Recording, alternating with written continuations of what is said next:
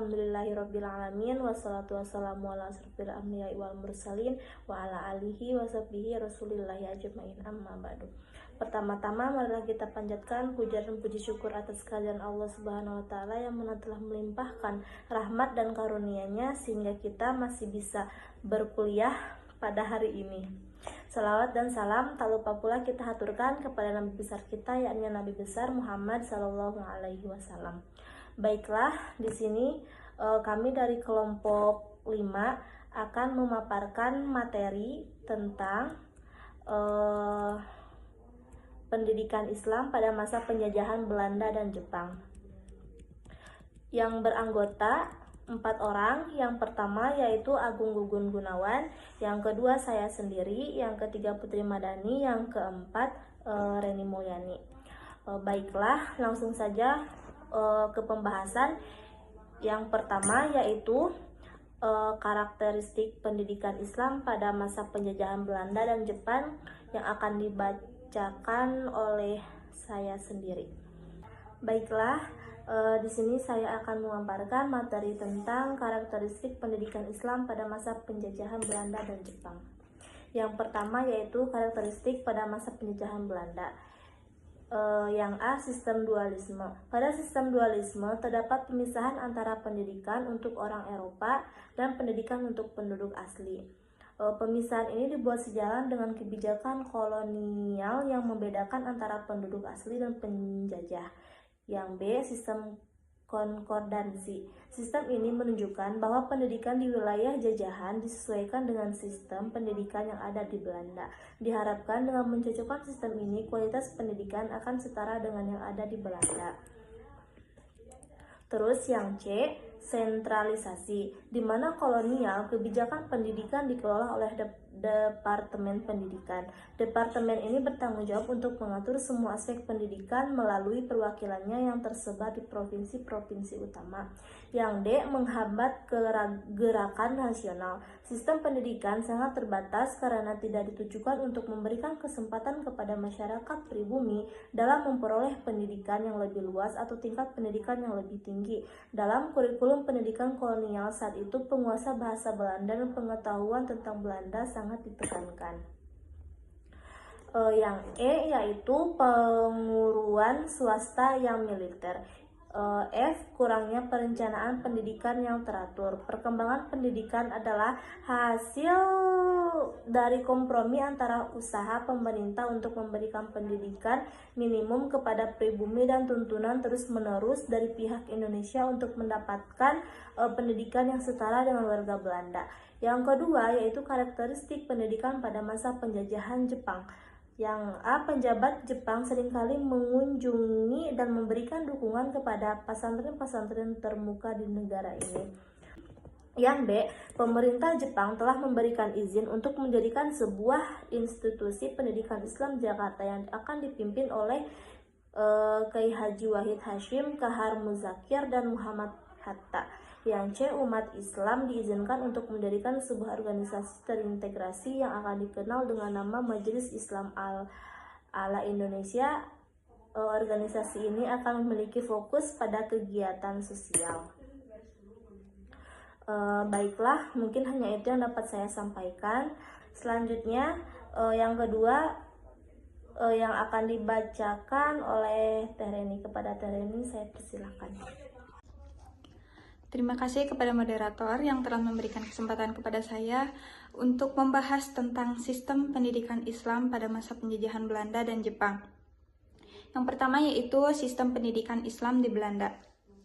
Sistem pendidikan yang masih memadukan aspek tradisi pendidikan, baik Hindu maupun Islam, itu adalah sistem pendidikan transisi dari Hindu ke Islam. Karena cara pengaturan sistem ini, para pendidik pergi ke kelas masing-masing. Di sisi lain, dalam metode pertapa, murid pergi ke pertapa, instruktur mereka untuk mendapatkan petunjuk. Terus yang kedua yaitu sistem pendidikan di masjid menggunakan metode belajar berdasarkan tingkat pengetahuan mereka, bukan tingkat kelas mereka. Di masjid, guru membacakan sebuah buku dengan suara keras, sementara para siswa mencatat halaman-halaman yang mereka minati. Yang ketiga yaitu sistem pendidikan pondok pesantren menggunakan metode sorogan atau yang disebut juga dengan pengabdian perorangan. Yang selanjutnya yaitu tentang sistem pendidikan Islam di Jepang. Yang pertama ada pada masa pendudukan Jepang terjadi perluasan masjid yang pesat, terutama dari segi jumlah masjid. Yang kedua yaitu guru-guru sekolah umum memiliki kesempatan untuk memberikan pelajaran agama dengan ajaran tentang etika agama dan berbagai bagian dari pendidikan agama mereka. Juga memasukkan khutbah tentang jihad melawan penjajah kolonial. Yang ketiga yaitu lembaga pendidikan Islam di Jakarta dikembangkan, salah satunya oleh Kiai Haji Wahid Hashim, Kiai Haji Mudakar, dan Bung Hatta. Yang keempat yaitu siswa diharuskan mengikuti latihan dasar militer dan harus bisa melafalkan lagu nasional Jepang dari ingatan. Hal yang sama berlaku untuk instruktur. Alih-alih menggunakan bahasa Belanda sebagai pengantar di sekolah, mereka terpaksa beralih ke bahasa Jepang atau bahasa Indonesia. Sekian yang dapat saya sampaikan, saya kembalikan kepada moderator. Terima kasih kepada Teh Reni yang telah memaparkan materi yang kedua. Selanjutnya yang akan memaparkan materi yang ketiga oleh Teh Putri. Kepada Teh Putri, saya persilahkan. Terima kasih kepada moderator yang telah memberikan saya kesempatan untuk memaparkan materi saya yang berjudul Lembaga Pendidikan Islam pada Masa Penjajahan Belanda dan Jepang. Yang pertama ada Lembaga Pendidikan Islam pada masa penjajahan Belanda. Yang terdapat ada pesantren, yang dimana terdapat perbedaan yang mendasar antara sistem pendidikan pesantren dan sistem pendidikan Belanda. Pendidikan pesantren berfokus pada pembinaan hubungan manusia dengan Tuhan, sedangkan pendidikan Belanda menekankan pada pembinaan hubungan manusia dengan kehidupan. Meskipun sistem pendidikan Barat pada masa kolonial diakui lebih handal dan sistematis, sistem pendidikan pesantren pada waktu itu masih tergolong tradisional. Yang kedua ada sekolah Islam, lembaga pendidikan di sekolah Islam, yang mana di dalam lembaga ini selain mengajarkan ilmu-ilmu umum sebagai materi pokok, juga memberikan pengajaran mengenai ilmu-ilmu agama. Yang selanjutnya ada madrasah. Madrasah adalah lembaga pendidikan yang memadukan keunggulan dari pesantren dan sekolah Islam. Dari pesantren, madrasah mengambil unsur pengajaran agama yang mendalam. Sedangkan dari sekolah, madrasah mengadopsi sistem pengajaran ilmu umum secara formal. Yang selanjutnya ada surau. Dalam pendidikan di surau, tidak ada pembagian jenjang atau kelas yang kaku. Murid dibedakan berdasarkan tingkat pemahaman ilmunya. Mereka yang dikenal sebagai orang siak diberikan kebebasan untuk memilih kelompok belajar sesuai keinginan mereka. Yang selanjutnya ada lembaga pendidikan Islam pada masa penjajahan Jepang. Yang pertama ada madrasah. Awal penduduk Jepang, madrasah berkembang dengan pesat, terutama dalam jumlahnya. Hal ini terutama terlihat di Sumatera yang terkenal dengan madrasah awaliyahnya. Perkembangan ini terinspirasi oleh Majelis Ulama Tinggi. Yang kedua ada pendidikan agama di sekolah. Sekolah-sekolah negeri mengajarkan budi pekerti, memberikan peluang bagi guru agama Islam untuk menyisipkan ajaran agama. Dalam pendidikan agama tersebut juga diajarkan semangat jihad melawan penjajah. Yang ketiga ada perguruan tinggi Islam.